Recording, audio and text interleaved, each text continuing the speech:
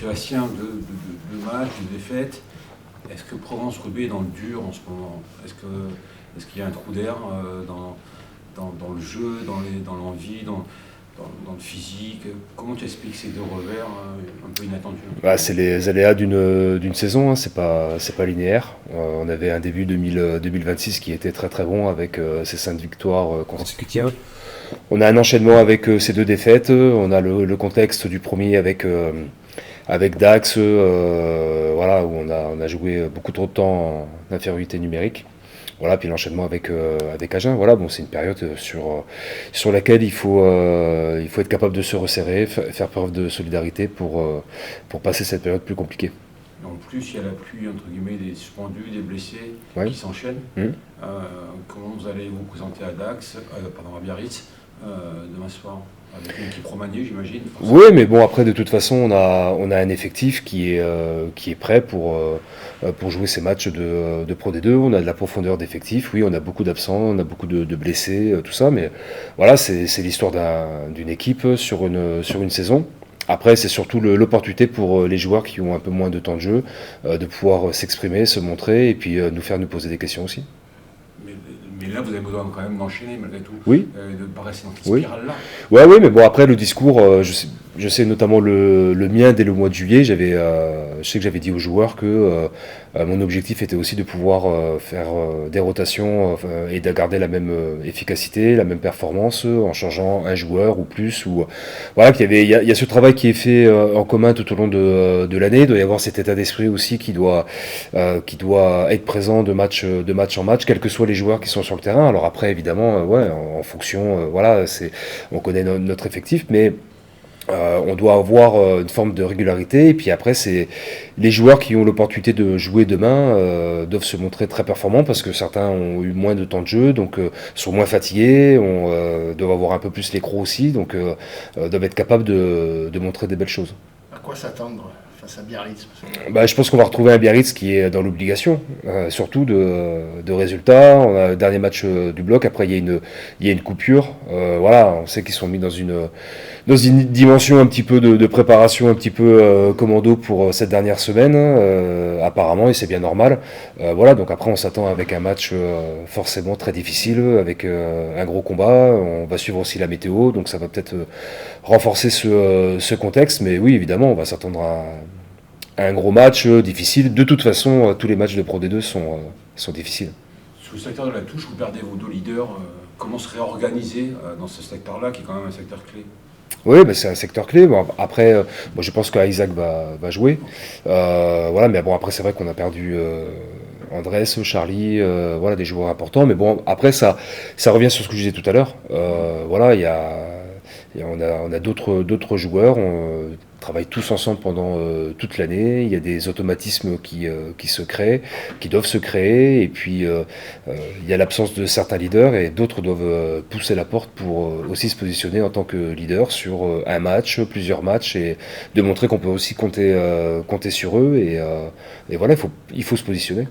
Ce soir, il y a un gros match entre Colomiers et Brive. Est-ce que vous allez avoir un œil attentif sur cette rencontre-là? Parce que est-ce que Colomiers a la possibilité de faire un low break, sachant que vous avez ciblé cette fameuse 2e place? Comment on va sur ce... Après, de toute façon, le match, évidemment, on va le suivre ou le regarder, mais actuellement, on a surtout besoin de se concentrer sur nous. Voilà, donc après, voilà, on a notre destin entre les mains. Évidemment, il y a les autres équipes du championnat font leur saison, leur parcours. Voilà, donc on va prendre l'information, on va regarder, on ne souhaite rien de particulier, on va s'occuper de nous. C'est le plus important. Mais bon, après, de toute façon, on est concentré principalement sur nous, on parle que de nous. Et de notre match contre Biarritz, on parle pas des autres. Voilà, on n'y pense même pas, il n'y a pas de conversation autour de ça, parce que là, on a un enchaînement de 2 défaites, on est déçu du contenu, on est déçu des résultats, et en fait, on veut redresser la situation avec ce dernier match et cette opportunité qu'on a avec ce déplacement à Biarritz, si on veut se concentrer sur notre performance, et puis après, la suite, on verra. La préparation du match de Colomiers, ce sera dans 3 semaines. Donc on a le temps pour tout ça. Là, c'est focus au match de demain. On va dire, voilà, une équipe avec que ce soit les joueurs, que le staff, c'est une vie à la semaine. Donc là, on est sur la semaine de Biarritz et la suite on verra plus tard. Philippe disait qu'après Agen, qu'il y avait moins de colère face à Dax par rapport à la défaite. Mais qu'est-ce qui n'a pas fonctionné contre Agen?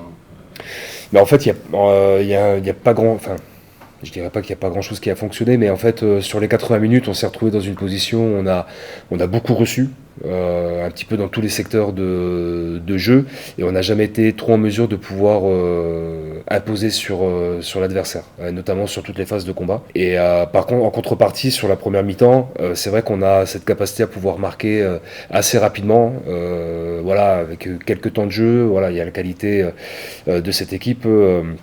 Pour marquer assez rapidement, ça a été le cas sur la première mi-temps, on a marqué ces 3 essais qui sont de beaux essais. Mais voilà, après on n'a pas été assez consistant, et notamment sur le combat, que ce soit sur la conquête, sur la zone de ruck, sur l'individuel, dans les collisions. Voilà, donc il nous a manqué beaucoup de choses pour pouvoir gagner ce match, même si on ne perd que de 2 points. Justement, sur le profil d'un Piazzo qui est un profil de gratteur, manque aussi. Oui, bien sûr. Mais oui, mais comme lui et d'autres, mais il y a d'autres joueurs sur le terrain et qui doivent suppléer, qui doivent prendre la place, qui doivent s'exprimer, qui ont les qualités pour. Voilà. Donc, alors après, c'est pas forcément, on peut pas résumer les choses sur uniquement sur de l'individuel, sur une performance individuelle ou sur un manque individuel. Voilà, il y a une équipe, il y a tout un groupe, il y a des qualités. Voilà. Par contre. Avant de faire des comparaisons, j'aimerais que tout le monde joue déjà à son meilleur niveau de performance, et malheureusement vendredi dernier ça n'a pas été le cas. Et après on pourra discuter si tout le monde est à son meilleur niveau, et je suis persuadé qu'à notre meilleur niveau, des matchs on peut en gagner. Le match de vendredi dernier on aurait pu le gagner avec l'équipe qui était alignée si on avait joué à notre meilleur niveau, et demain si on joue à notre meilleur niveau on peut se mettre dans des dispositions pour gagner le match, mais il faut déjà qu'on se mette à ce niveau attendu. On a senti même avec le match de Oyo par exemple, une sorte de baisse de régime physique, entre guillemets, où on ne sent plus maître, entre guillemets, de votre jeu, même si vous en sortez contre Oyo. Comment tu l'expliques ça? Est-ce que c'est un problème physique, un problème mental? Est-ce que c'est un problème, comme tu disais, il y a beaucoup d'absents, il y a beaucoup de blessés? Comment tu expliques ça? Bah alors, après, sur cette dimension physique, elle nous a beaucoup aidé sur une grosse partie de la saison. Et après, c'est vrai qu'actuellement, on est sur une phase où c'était le dernier gros bloc de travail, où il y avait encore une charge de travail à l'entraînement qui était importante. Donc il y a aussi un petit contre-coup, on va dire, temporaire par rapport à ça, qui peut peut-être se ressentir, mais c'est aussi pour bien finir la saison, qui va être très très importante sur le retour du stage qu'on va faire dans 15 jours. Il y aura une dernière ligne droite avec aussi des phases finales, donc c'est ce moment-là qui va être aussi important, donc ça demandait des efforts à réaliser sur ce bloc avant la coupure. Donc voilà, donc après c'est les aléas sur une saison. Voilà, donc après c'est pour être en mesure de faire une grosse fin de saison et de pouvoir partir sur cette dernière ligne droite. Et voilà, donc c'est période de construction aussi d'une équipe pendant la saison.